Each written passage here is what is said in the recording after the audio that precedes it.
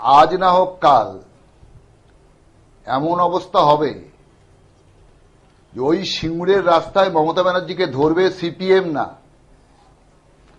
লাল ঝান্ডা না, সিঙ্গুরের সাধারণ মানুষ মমতা ব্যানার্জির গাড়ি আটকাবে।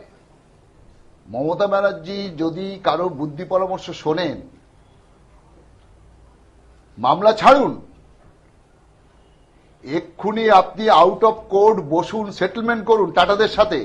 আর আপনার যদি 2-10টা লোক থাকে, ওখানে এখনো আছে, যাদের সামান্য জমি দিতে হবে, টাটাদের সাথে বসুন, আমাদের সাথে বসুন, কংগ্রেসের সাথে বসুন, দরকার হলে বিজেপির সাথে বসুন, বসে একটা সেটেলমেন্ট করে নিয়ে সেই 2-10টা লোককে কিভাবে কি দেওয়া যায় আমরা বুদ্ধি দেবো সবাই মিলে।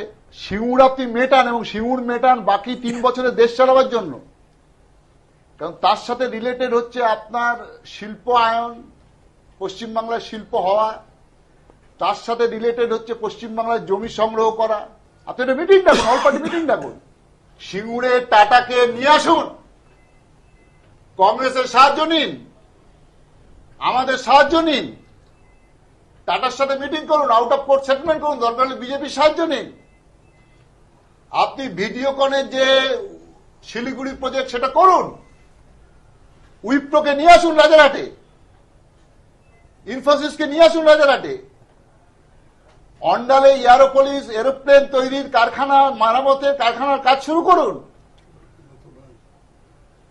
কাটোয়ায় বিদ্যুৎ কেন্দ্রের কাজ শুরু করুন, আদ্রায় বিদ্যুৎ কেন্দ্রের কাজ শুরু করুন। কলকাতা থেকে গাড়ি চালাবো, 6 ঘন্টায় শিলিগুড়ি পৌঁছে যাব। বামফ্রন্ট, কংগ্রেস, বিজেপি সবার সাথে কথা বলা। প্রস্তাব দেবেন অল পার্টি মিটিংয়ে? আমি বলছি তো, নিশ্চয়ই বলবো। তা না হলে তৃণমূলের মিটিং করে মুখ্যমন্ত্রী পাল্টানো দরকার, নতুন মুখ্যমন্ত্রী করা দরকার। যে তৃণমূল কংগ্রেসের মিটিং করে মমতাকে সরিয়ে অন্য মুখ্যমন্ত্রী করা আর মোটামুটি ভাবে